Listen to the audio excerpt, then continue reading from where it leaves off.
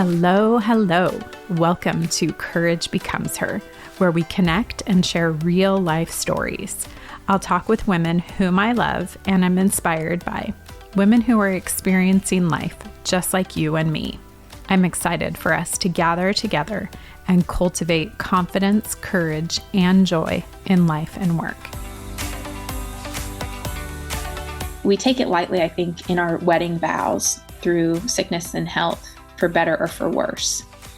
This is the worst. And neither of us caused it. And so I think that also brought us together. There was nothing that either of us could have done to prevent this loss. It was out of our control. There was just this openness that we committed to of no feeling is wrong, no statement is wrong. And having that and the grace extended allowed us not to have anger towards each other. That was Laura Tassan. Oh my goodness. I know I say it often, but I am just so grateful for these women who are willing to come and share their stories with us. It is just such an act of courage to just be willing to open up about life and what we're experiencing. And I just feel such a blessing in our lives through women like Laura coming and sharing. So Laura and I have been friends for about 7 years, and you'll hear a little bit of our history together, but she is a foodie and is super passionate about leadership development. And she is the owner-operator of a Chick-fil-A restaurant on the west side of Winston-Salem, North Carolina. She is back home in North Carolina after over a decade of living in Georgia, including her college days at Berry College. And she and her husband, Nick, have been married for about 3 years. And in this conversation today, as we're journeying through the blessings and burdens of marriage, Laura opens up and talks about tragedy and the absolute devastation of the stillbirth of her son, her firstborn, laboring through his delivery, even though his heart was no longer beating. And that experience of living through devastating loss together as a married couple. In our conversation, we talk about how she and Nick were absolutely adamant that they were not going to let this loss tear them apart, and that they didn't want to become another statistic about a broken marriage as a result of this loss, and their intention around focusing on their marriage, especially through the initial trauma and grief.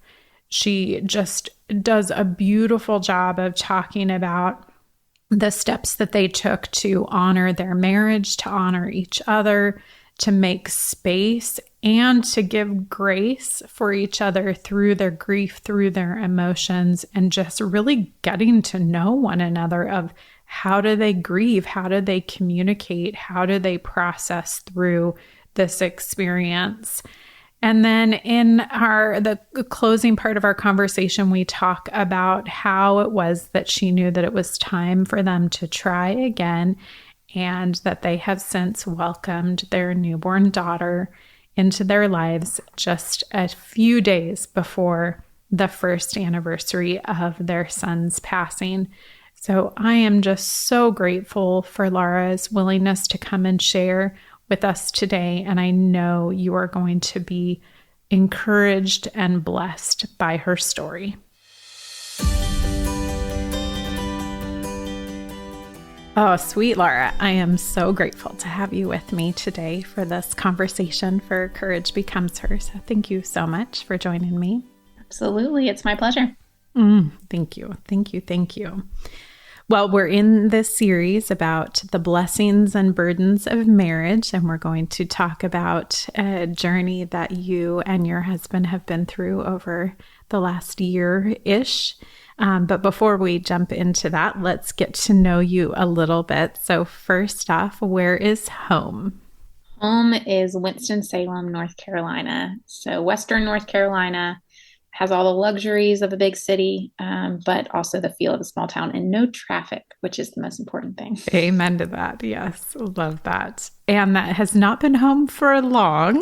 So you've been in a lot of transition the last handful Yes. of years. Yes. Grew up outside of Boone, North Carolina, and then went to college in Northwest Georgia at Berry College, and then never really left Georgia permanently. I traveled the country, but came back to Atlanta to work at Chick-fil-A corporate for 7 years before transitioning to my current role as an owner operator.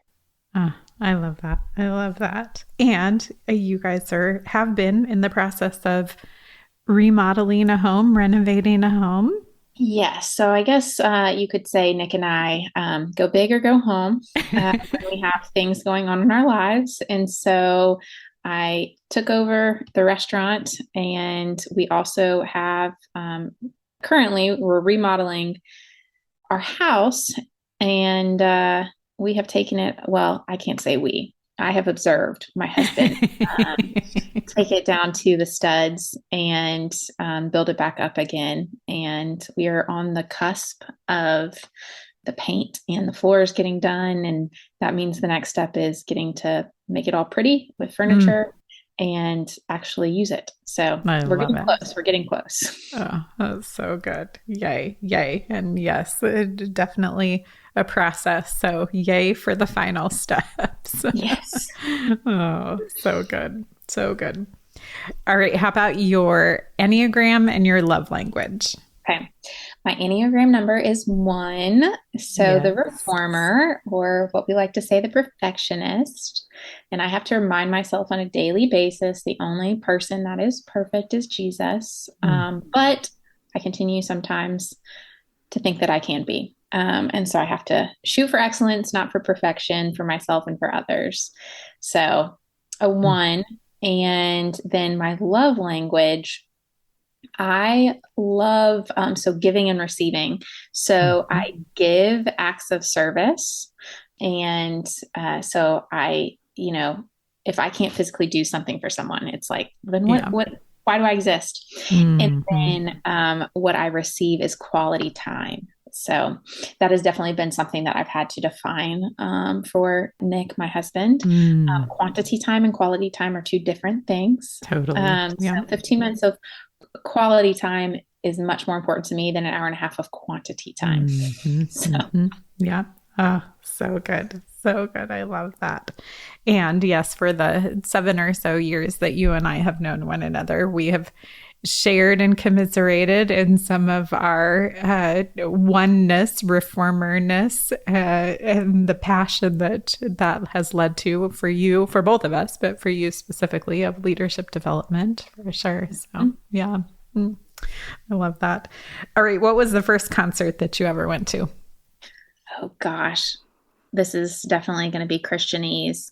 And Michael W. Smith, I think. It's Oh, either that or Casting Crowns. okay. Yeah. And then we took a 180 in high school and went with friends to a Outcast concert. So, Okay. very different extremes of concerts. Oh my gosh. That's great. It's so good. Those are, yeah, definite extremes, but good ones. All right. How about best or favorite movie or show that you've seen in the last year-ish? Movie or show that I've seen in the last year. We have this joke that I'm not allowed to pick movies on Amazon Prime Okay. because there are so many duds that I've picked. Mm. Um, but I do on Magnolia Network. Uh-huh. There's this show called The Lost Kitchen Yes. about a female business owner and chef, and how my husband and I both like good food. The popular foodie. We are foodies. I would say he's more of a chef. I'm more of the baker of the two of us. But I love seeing her creations and like the environment that she creates to just Mm. make it an experience. So, Mm. and then just it's very cool because the way you get a reservation is you write a letter in to the restaurant and they just randomly pull letters. And so it's a lottery if you're ever going to get to eat at the Lost Kitchen.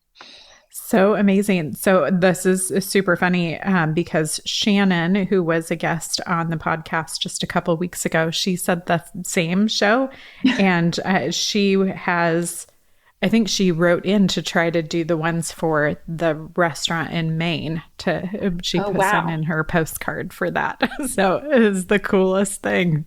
Such That a is. unique concept. So I Oh, love yeah. it. It's so good. And you totally are a foodie. You and I have been to some of the best restaurants because you are such a good foodie. So I love There that. were some people that were telling me they were traveling, and I said, well, if you go, if you go to Denver, Colorado, you got to go to Denver Biscuit Company. That's right. And Snooze used to just be local to Colorado. Now it's everywhere. So now it's not as fun. But I was like, but they have the best Yes. pancakes. So, Yes. Oh my gosh. Yep. So true. Oh, that's so good. All right. What has made you laugh or filled your cup in the last day or so? made me laugh or filled my cup. My husband always makes me laugh.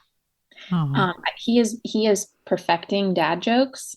Mm. So that has probably made me roll my eyes simultaneously as I laugh, because some of That's the jokes are good. just so corny. It's like you laugh out of the ridiculousness of them. Yes. Um, Filling my cup. So I love to be outside, and we have a screen porch and then we have just a covered porch. And Mm. one of my hobbies, I guess, is to look on Facebook Marketplace for great deals. And so I Oh, yeah. recently got a patio set, and sitting out there Nice. looking at our backyard is all agriculture. Mm. This year it's, soybean crops, and you can see the sunset. And so Oh, sitting love that. out there, silence and solitude is my favorite. Yeah. And the way I connect with the Lord, and sitting out there and watching the sunset is peaceful and just allows me to pause and have a little bit of respite. Mm. So good. I love that. That's beautiful. What book has transformed your life? Yes, there's been so many. This Mm. is one of those things. It's like, well, which category would you like?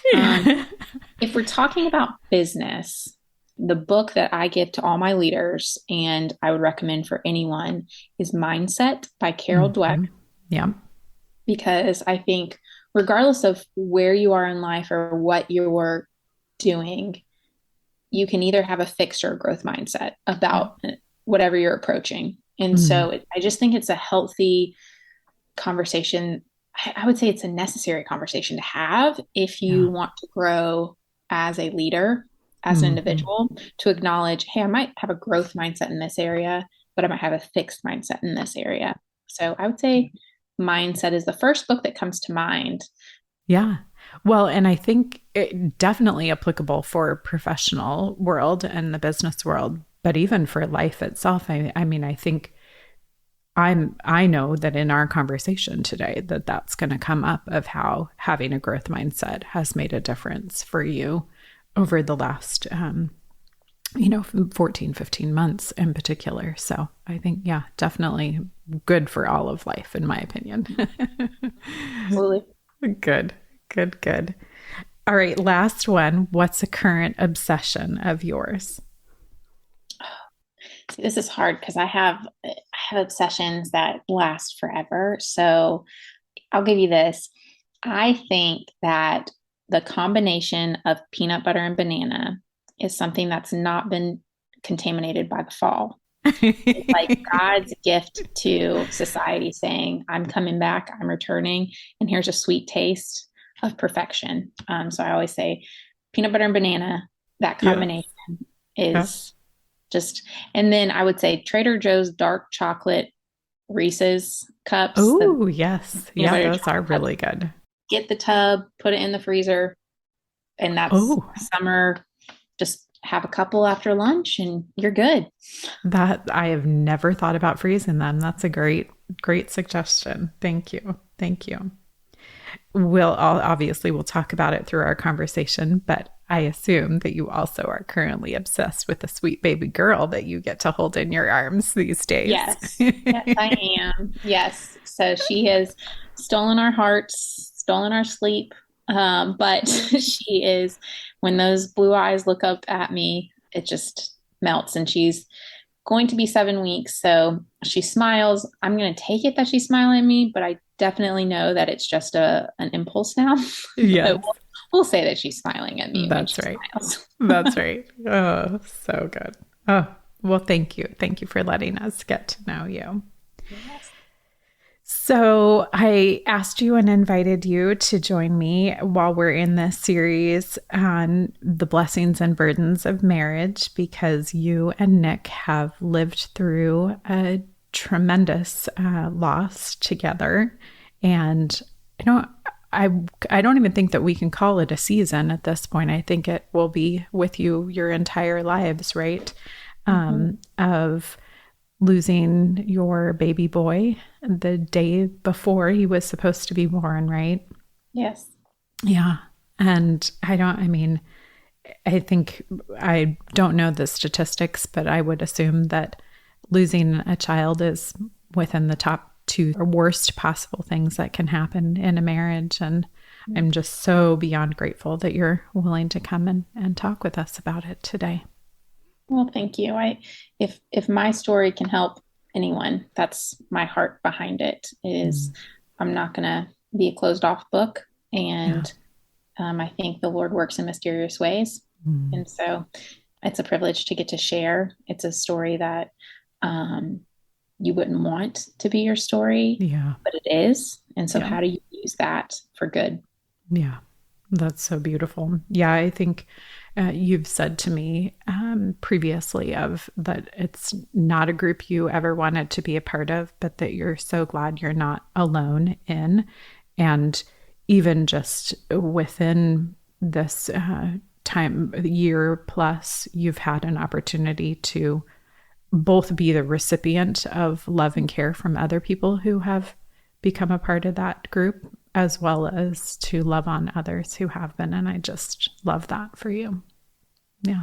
Yes, our world, once it happened, we didn't know of anyone at the time. So in the moments that it happened, and within the weeks and months to come, it was so interesting to see that there's so many individuals and communities that a lot of times it goes unspoken. It's not talked about anymore. And so Nick and I were adamant about not only keeping our son's legacy going, but also saying, hey, this is important to talk about because it's a big deal for marriages. And going through grief together as a couple, losing a child, like you said, is the statistics are there that marriages don't last. And we were adamant to not be, we already had the statistic of a stillbirth of a child. We're not going to be another statistic. Yeah. So good. So good.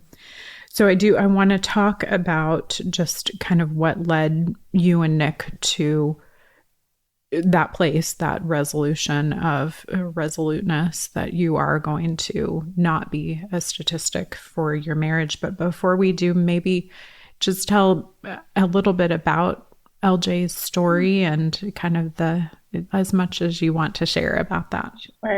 Sure. So August of 2021, I surprised Nick with the cliche bun in the oven. It was on his birthday. I said, your present's in the oven, which ultimately confused him.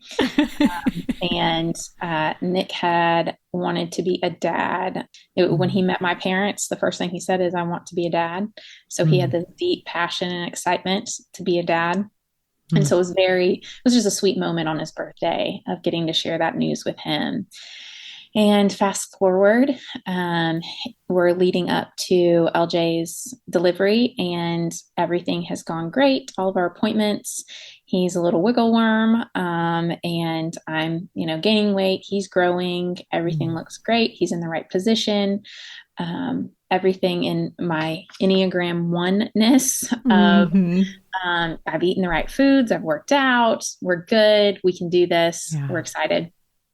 And then I'm 39 weeks and 6 days. And I wake up that morning and I don't feel him move. And he had consistently been the little wiggle worm that he was either doing karate or taekwondo while he was in me the whole time. And so it was this this concern that I didn't go to the extremes. It was just, okay, maybe he's just sleeping because he doesn't have much room and he's ready to come out. Maybe this is close to labor. And Nick asks, has LJ moved? And I said, no, why don't you get some gummy bears and then I got on my hands and knees and tried to do all the things that the internet says and doctors say to get them moving, eat some sugar. And we still hadn't felt him move. So fast forward, we called and they said, come in and let's just check on his heart rate and see. So we make the drive, and we had about an hour and a half, 2 hours to drive to get to where we were going. Wow. And we both got in the car and we brought everything to deliver him and said, okay, this is probably, we're going to have a baby. And we sat in silence that whole ride. I think we both were thinking the extremes, but didn't actually want to speak it into fruition. Yeah. So we get to the doctors and they say, let's do the non-stress test. Let's get the Doppler, find the heart rate. And first test didn't work. Second test didn't work. Bring in the mobile ultrasound. They couldn't find it. And they said, let's go to the ultrasound room. And the whole time, so I'm laid back and my eyes are closed. And I am just repeating the same phrase over and over again. Breathe life into his lungs. Breathe life into his lungs. Come on, Jesus. Breathe life into his lungs. I'm holding out hope with each test that they did, and they didn't find a heartbeat. I'm getting louder of breathe life into his lungs, breathe life into his lungs. And we get to the ultrasound room, and those rooms are dark, and so you can see the contrast on the screen. And the same tech that had told us that we were expecting, was the tech that said no heartbeat. And my eyes were closed the whole time. I don't remember looking at the screen. I don't remember seeing his lifeless body in my womb. I remember holding Nick's hand, and then Nick actually got sick, ran out of the office and in the parking lot threw up. And I'm there weeping, and he comes back, and the midwives were great. They ushered us into the room that we were in previously and said, we were both questioning, what do you do? Like, what do we do now? There's no playbook for this. There's no, we've Googled this. We've read a book of this is what happens when you have a stillbirth. And so they sort of coached us in, well, here's the next steps. You can either go home and wait until you go into labor, or you can induce labor. And it was, well, there's no sleep that's going to occur when my baby's in me and passed away. And so we're like, that's not an option. So they said, well, you can be here as long as you want, make any phone calls that you want. And at that point, we were in the midst of what I would say the immediate trauma of sort of, if you think of black spots, very figuratively, but also literal, of who are we calling? What are we saying? What are we doing? And so we called our people, and there was grief and devastation on the other side of the phone. And that was also very hard for us, because we're saying something that is shocking to our system, and it is shocking all of our closest friends and family. Yeah. So we get to the hospital, and I would say, this podcast, Courage Becomes Her, the first courageous thing that I had to do so we could spend time with family. So outside the hospital, because this was still, there was some COVID protocol. Yeah. My whole extended family came, and we prayed in the parking lot. They saw me, hugged me, all of those pieces. And it was up to Nick and I when we walked in. And I remember that walk into the hospital feeling like, it was the first courageous step. That's what I can, that's how I can attribute to it, is it was our choice when we walked in the hospital, but knowing I'm about to go do the hardest thing, and there's not a prize at the end of laboring, that I get to see his eyes open and look at me. And so we walked in the hospital, and induction happened, labored, just like you would traditionally labor. And 12 hours later, I pushed, and, he came, and they immediately put him on my chest, just like any other labor, but he was blue. and his cord was wrapped around him, all arms, legs, neck. You could definitely had seen that he was very active in the womb. And so we got to hold him, spend time with him. They gave him a bath and put his Easter outfit on because he was born the Wednesday before Easter. And so we had an Easter outfit ready for him. And then our extended families all came in at once. I didn't want to relive it with two people coming in at a time. So the hospital was very gracious that they all could come at once. They got to hold him. They got to spend time with him. And the hospital had this ministry where someone could come in and take photos for you. And so this lady had come in, and we have the most dear photos of our son wrapped in his swaddle, in his Easter outfit, things that we'll cherish for our whole life. Yeah. And then eventually the reality sets in of there's no blood going through his system. So his skin starts to dry out, and you can see it's been a while since there's been any moisture. And so ultimately we have to say goodbye. Yeah. And so we say goodbye, and they roll him out, and they bring his clothes back, and then it's healing me, making sure that I'm okay physically for us to go home. Yeah. And within less than 12 hours after delivering him, I was sitting at our house on our couch, and we were sitting there in silence. My sister-in-law and brother were amazing, and I had asked for everything to be removed from our house because we had everything set up for him to come home. And I said, I just wanted his blanket left. But what I found out is removing the stuff was what I wanted, but going back and seeing an empty space without anything was equally as hard. So there was a lose-lose for that. For that. And so, and then we delivered him on his actual due date, Wednesday. And then we had a service for him the following Thursday. And we were adamant that at his service, we wanted Christ to be honored. And I had this song, Brian and Katie Torwalt, they're musicians. And I had a playlist playing while I was laboring, and I also wanted it played at his service. And it's the song Holy Spirit. I'm talking about the Holy Spirit's presence. And if I was to summarize, like, our strength through this has been the presence of the Holy Spirit on us and our relationship with the Lord. I've said multiple times to different individuals and to Nick, I don't know how people grieve without the hope of a future. And that is what our peace and our assurance comes from, is we know we're going to see LJ again. There's promises in the Bible that that's true. That doesn't make it easy because I selfishly want him here, but he's in the arms of the perfect father and his creator. So it would be selfish of me where I'm like, well, I want to parent you when you have the perfect parent that you're sitting next to right there. So that's so beautiful. We all grieve so differently from one another, and that process looks so different. So how did you each kind of come together in a way that helped you to not neglect each other, and, you know, what you were each going through in all of those moments?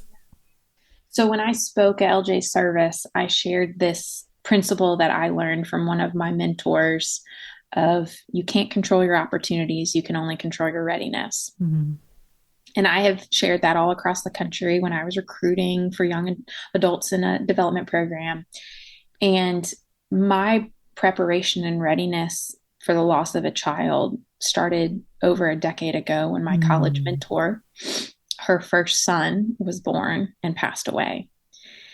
And so she was one of the first phone calls that I made.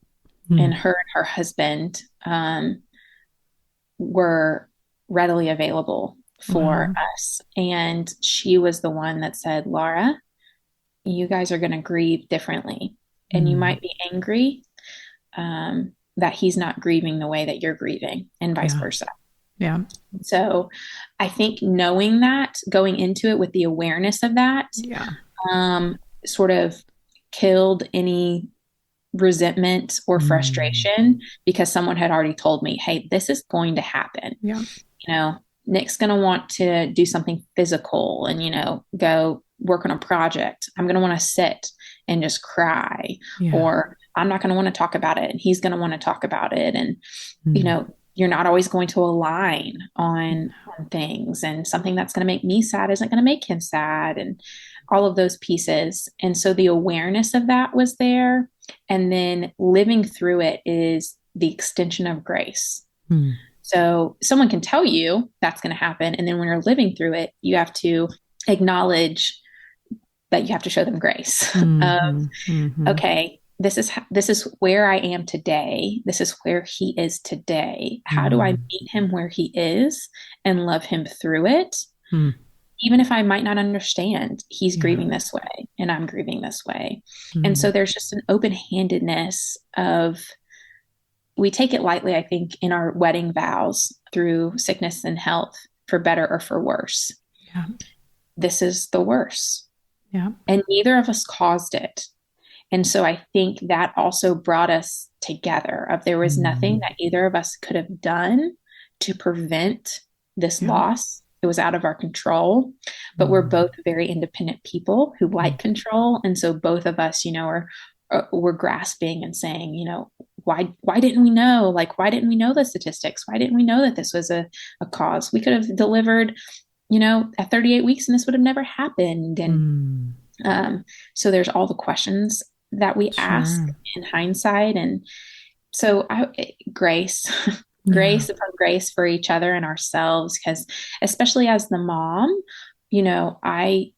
I wish there was something, it was a double-edged sword when we went back for the follow-up appointment to sort of get the details of, if they had told me there was something that I could have done, then I would have beaten myself up. Yeah. By saying that there wasn't anything that I did, leads me to, well, if I ever want to have more children, I'm going to have to walk through the same unknown again. And it's 100% out of my control. So it was a double-edged sword of, either way, it's going to be out of my control. And so if I'm going to ever choose this again, it's going to be another open-handed, okay, God, it's up to you. Yeah. Wow. Oh my goodness. That's just so incredible.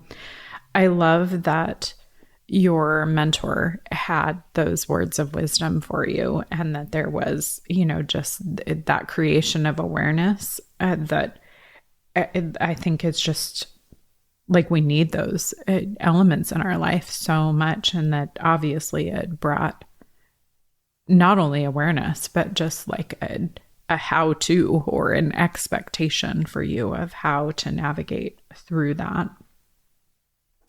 You've also been incredibly intentional together about going to marriage events that have really been helpful for you. So talk a little bit about those and kind of how you decided to do them, like how you knew they would be helpful, and a little bit about that. So we had some resources, and we're friends with a few counselors that shared with us, hey, there's this conference coming up. Conference, I use that term loosely. It was for couples, but it was a 2-night stay where it was focused on processing grief. And so 6 weeks after we had lost LJ, we attended it at WinShape Marriage Retreat. And so it wasn't just processing grief. It was a Christian atmosphere and also focused on marriages in the midst of grief. And so that sort of put some language towards what was happening to our bodies, because we knew it was sort of like an out-of-body experience the day of and the days after, but we didn't really have the language to put towards it. Yeah. So to realize what happens neurologically in our brains when trauma hits, when we went between the doctor's office and the hospital, we went to get food, and it was sort of, we tried to, it was like a robot, but at the same time, we couldn't get the words. We couldn't form the sentence of, can I have a lemonade? Can I have a number one? Wow. And we were confused as to like, we can't function right now. Why can we not function? We're Yeah. both high functioning, high capacity people by Yep. nature. Yep. And so going to that conference, put words towards our grief, but also put the couple that led it, Bill and Laurie Loki, and he used to be the director, former director of Onsite in Nashville. They were able to talk through their own grief of circumstances in their own lives that they've been open about and how they relate to each other in the midst of grief. And so it was sort of as we're learning, there was this community of people that have lost children before. There's this community of people that know how to grieve well, and their marriage end up stronger after or through the grief. And that's what we wanted to cling to, because we knew, our pastor came to see us leading up to the funeral, and we said, we know the statistics. We don't want to be the statistics. We're fighting against it.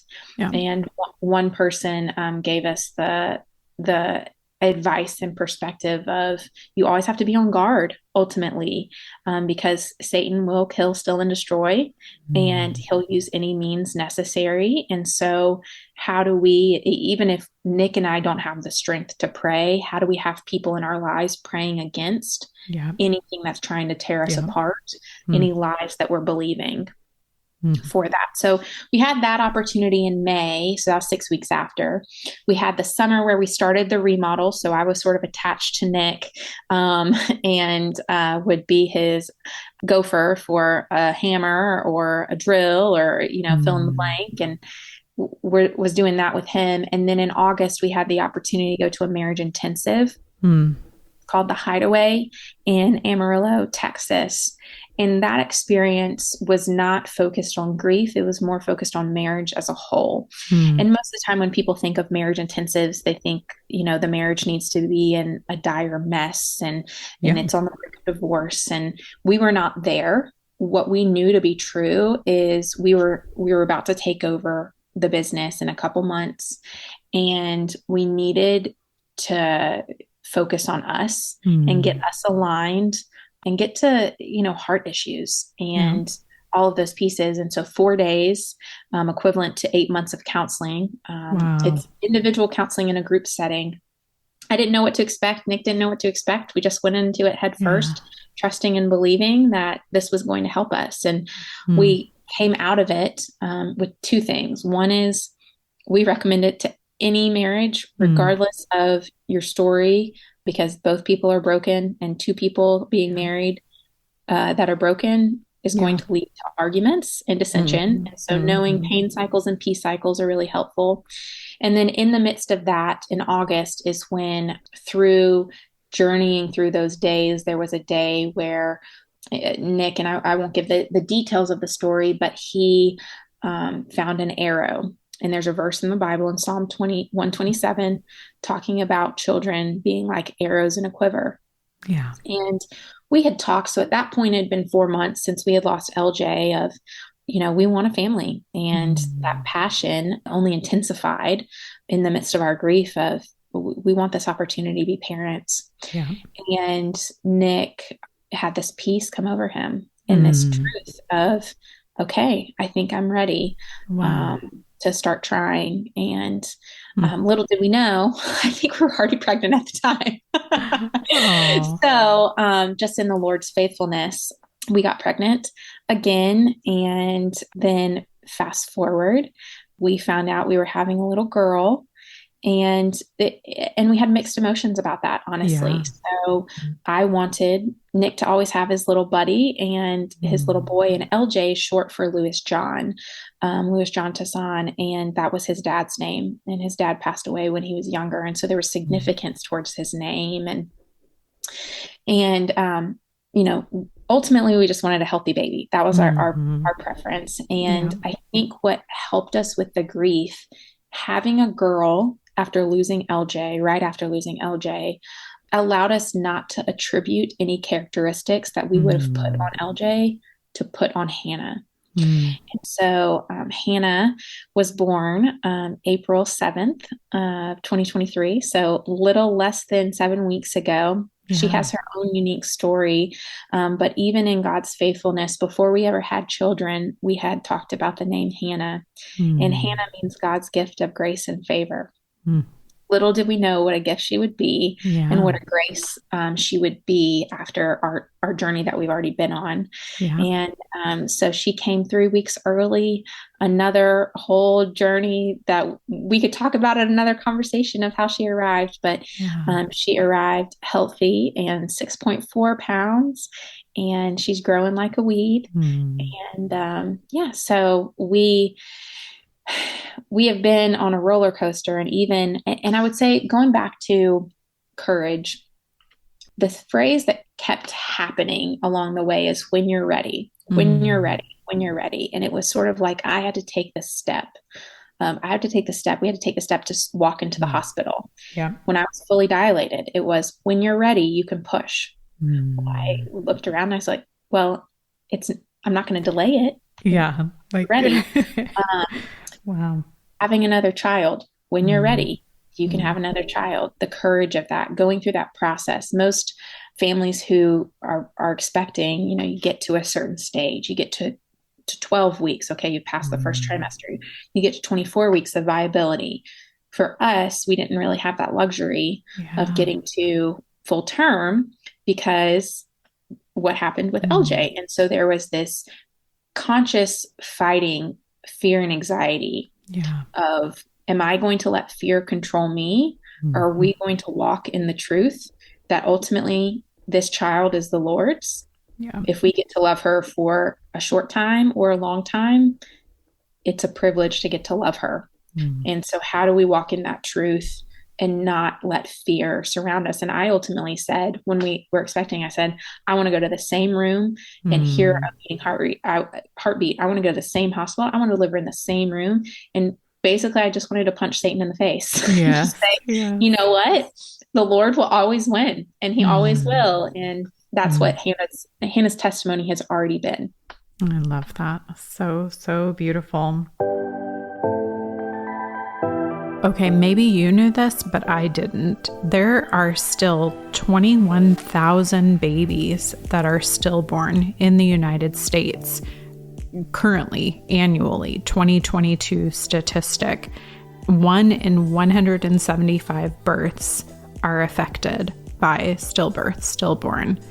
That to me is just mind-boggling and just shows that there are women like Laura out there who are hurting, and as you heard Laura say, are keeping quiet about it, because how in the world do you talk about something so tragic? So I so appreciate her coming and sharing with us. And I want you to think, if you do know someone, and maybe it's even just the loss of a child, period, that you can share today's episode with, so that Laura can speak encouragement into that woman's life. So please do share with a woman who you know. And don't forget to rate and review the podcast on whatever platform that you use, and share with people you know. I want to thank Lisa D, Lisa W, Lori, Renee, Jerry Lynn, Dawn, and Kelly for all sharing over the last week. I appreciate it so much. Let's get back to the conversation with Laura. I want to back up just to a couple of different things that you said. I love your intention of just spending time together. And like in those first few months after LJ's passing, of just really making sure that you guys were lockstep together. And I think that because you are both so independent and, strong people, and have, so much energy and so much happening, like that, and knowing you in the way that I do, like that had to have been really hard to make that decision, and to, say, we're going to, just be tight. We're not going to be separate from one another. So even something so seemingly little, like that seems huge to me. Yeah, when people were talking about, okay, I'm going to transition to owning the business and it's not going to happen till the fall, and I left corporate in March, and I had said, well, I'm just going to have 3, 4 months of just getting to be a mom, Yeah. and that's going to be great. And then what unfolded with LJ turned into 3 to 4 months of just getting to grieve, and Yeah. we understand that that sort of is a privilege that we had. Mm. I didn't have to go back to work. I didn't Yeah. have to focus on anything else. While that's a good thing, it's a very hard thing because there was no distraction. Uh-huh. I can easily immerse myself in a project to Yeah. distract, but we had to sit with it. Yeah. And Mm. sitting with it, I think, sort of expedited the grief, expedited the Mm. thoughts because we ate breakfast, lunch, and dinner together. Yeah. We worked all day together. I sat in a camping chair while he's hammering away on something and Mm. just sat and just cried and Mm. let our feelings be. I think even the first morning that we woke up, which waking up, I hold that loosely. We really didn't get Mhm. sleep, Sure. but I woke up and just in tears and I laid my head on his shoulder. And 3 hours later, I woke up. Uh, Mhm. and he and his sweetness, and if anyone's ever met him, he's a big burly guy. That's just, I say he's carrying the weight of the world on his shoulders. He Mm. said, I would have laid there forever if Mm. you were getting some sleep because you Mm. hadn't gotten any. Yeah. And that's just a physical example of he was there for me Yeah. in the way that I needed him to be. And I tried to be there. I think I was for him. And there was just this openness that we committed to of no feeling is wrong. Mm. Um, no statement is wrong. Mhm. And having that and the grace extended allowed us not to have anger towards each other. And I Yeah. think a lot of times what happens is they see the child and the face of the child, and they Yeah. can't look at the spouse without thinking about the child. Yeah. But in both of us having a deep confidence in our identity in Christ, we knew Mm. that our child's safe. Yeah. And there are a lot of parents that have children that pass away that are older, that they don't necessarily have that peace. And we had peace that surpassed all understanding. Mm. I will say, Easter, and I've never resonated as intensely with Mary losing her Mm. son as I did last Easter, having just lost my son, obviously a different scale, Yeah. but the emotions. Yeah. Mm. Wow. Gosh, I just love that. I do. I love that you said, and recognize that, there is a privilege in the fact that you were able to not have to work and be in one another's presence. I do think it's important for each of us when we are going through, some sort of trauma or really, really difficult, awful, tragic time, that we be creative and look for, an opportunity to back out of, certain things, to give ourselves that space. I think it's also kind of just as a side note, but important to note that WindShape offers scholarships for people Mhm. to attend. So if you don't have the financial means, there's just, I think, so many resources out there. And I think probably the hard part is like finding those resources and, less about actually taking advantage of them, but finding them initially. So thank you for sharing each of those with us. Yeah. I would also add that, we didn't have any income at the time we were Yeah. Yeah. remodeling a house in this economy. And so we were gifted those Mm. experiences. And it was humbling to say, I would like to go to this, but it's not in our budget for it. Yeah. And people being generous and, Mm. generosity. And I think even without those experiences, there were resources that people sent and communicated to us. The book, Jesus of My Grief, Mm. that book I absorbed. I think I read it in 2 or 3 days, and it was Mm. stories of very similar stillbirths and miscarriages, whereas I'm not alone. I'm not alone. I wasn't in an echo chamber, but I could actually relate to people. So Mm. it's just the scale of resources. But I think the most important thing is having the courage to ask for Yes. help and Yeah. resources and not expecting yourself to grieve in isolation Yeah. or have all of the information to grieve alone or just you Mm. and your spouse because you don't want that echo chamber because that can be a really unhealthy place. Mm. Mm. That's so good. So, so good. You also talked about just this intention of being transparent with one another, of giving each other space to say whatever you need to say and to, just be able to bring that up. It was that something that you learned? Was that like, how did you even come to that realization of just like giving each other that permission, if you will? Yeah. So when we learned that we grieve differently, I think we didn't know what that was going to look like. Mm. So we knew, Yeah. okay, so Laura and Nick are not going to grieve the same, but neither of us had experienced grief like this before. So I Yeah. couldn't have given Nick a playbook of, well, this is how I'm going to grieve. And Right.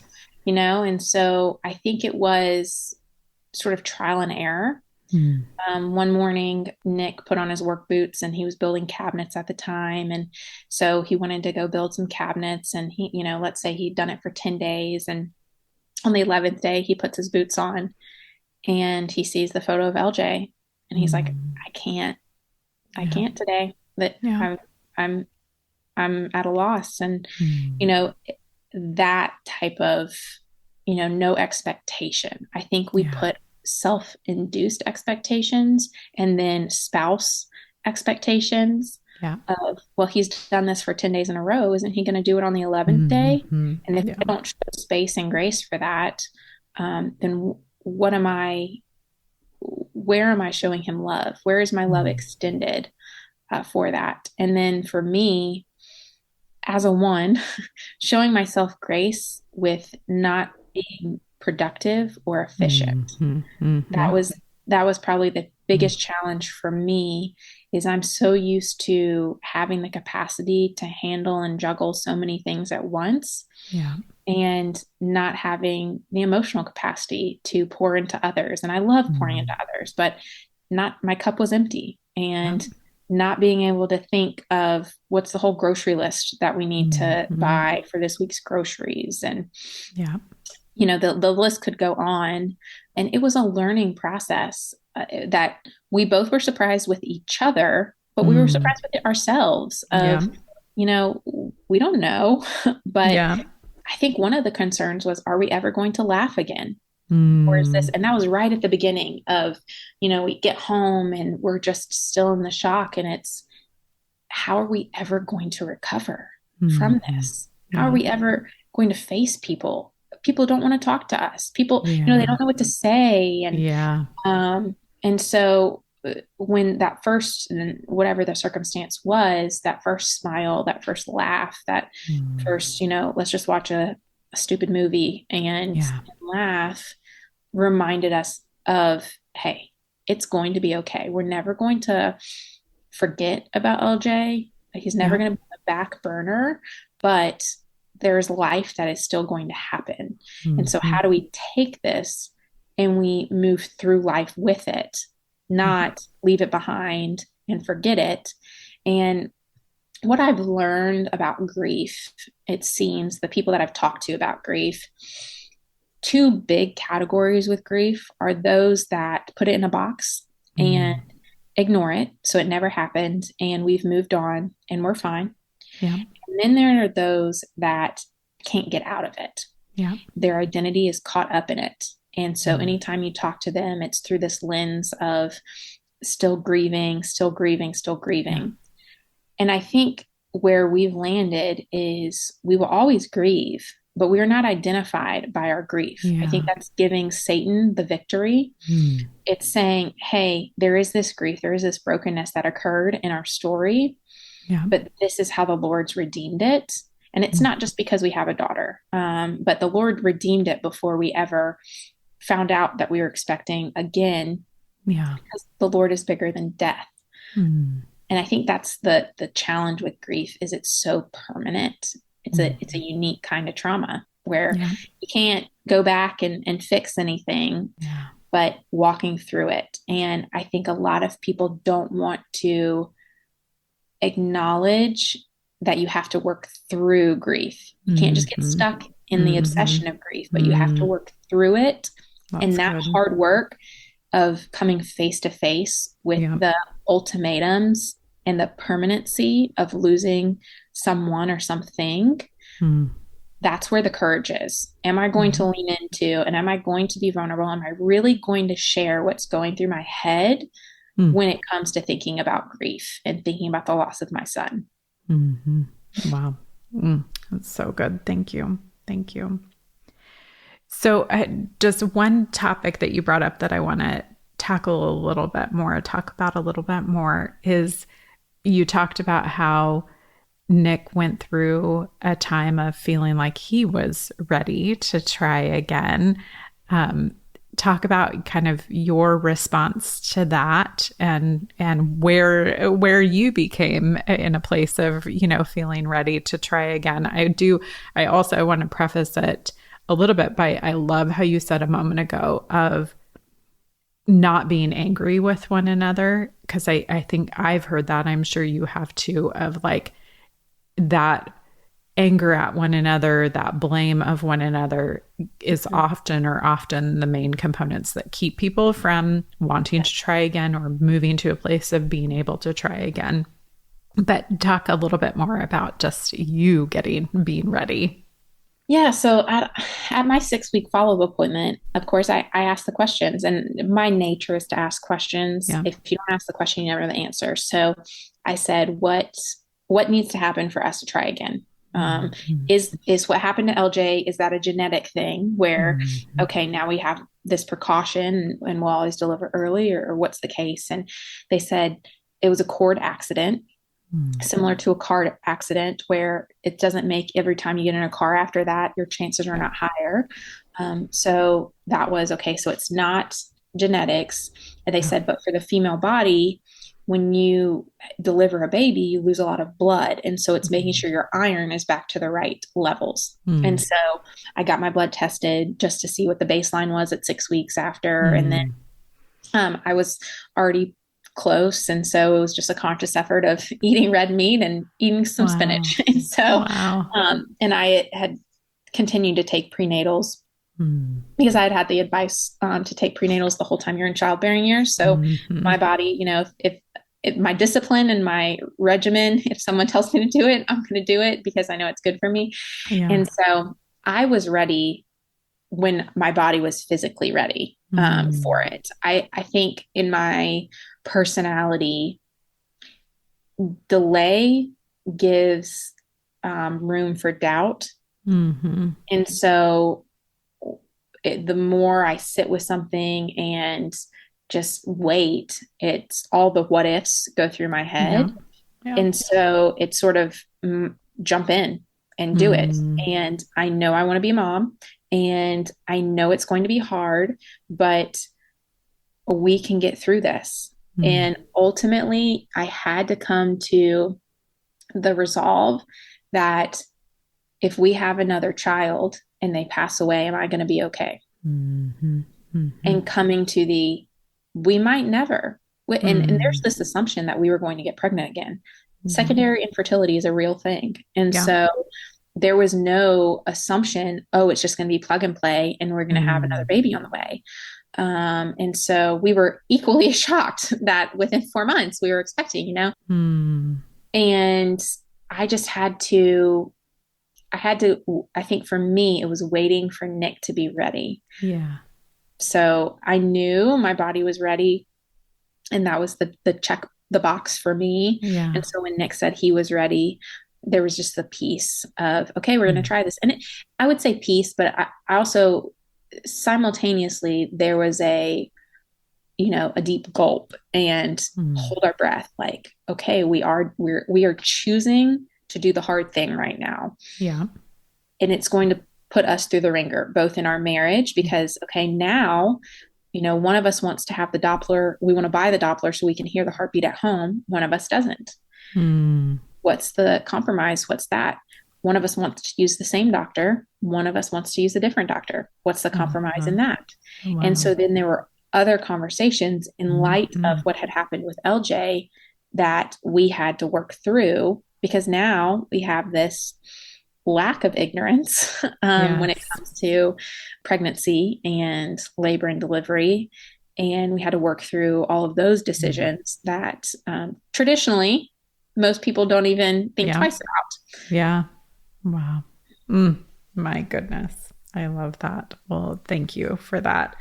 And you, as you said, have sweet Hannah Catherine, just 7 weeks. And what a treasure. What a gift. Well, you have absolutely done the hard things over and over and over again over the last 12, 13, 14 months for sure. So what's inspiring courage in you, or who is inspiring courage in you as you continue through this journey?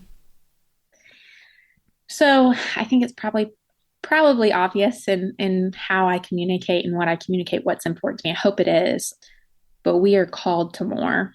And as a follower of Christ, we're called to preach his truth. And part of the truth is that we can be courageous because he's on our side. So if we already know the victory and we already can have peace of eternity and what's next, then we shouldn't be scared of anything. Now, I'm human and I'm scared of things.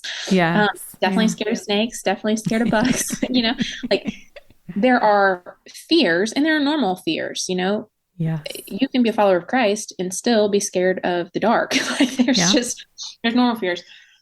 But what's inspiring me is the Lord has given us. So Nick and I had to receive something that we didn't want to receive. It wasn't our choice. A lot of times people get to choose hard things or they choose easy things. We were forced into it. Yeah.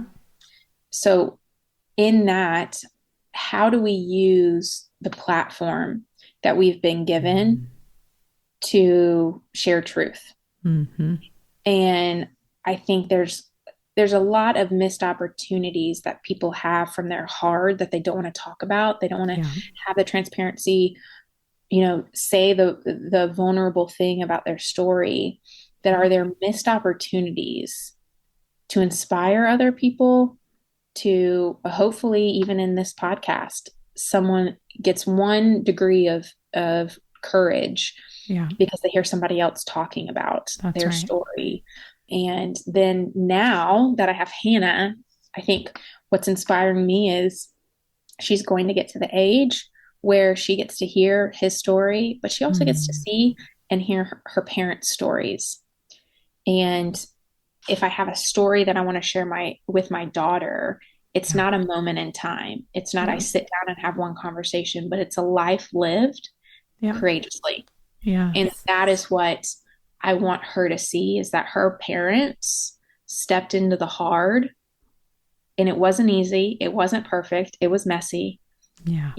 They got in arguments. They forgave each other. They loved each other deeply. They loved me, AKA Hannah. They loved Hannah deeply when we're talking to her, but they didn't shy away because they had confidence. And where that confidence came from, that resolve came from, was that they were committed followers of Christ, apart from anything else. Good word. Thank you so much. Thank you for your courage to come and share some of your story with us today. Absolutely. Thank you. It's my pleasure.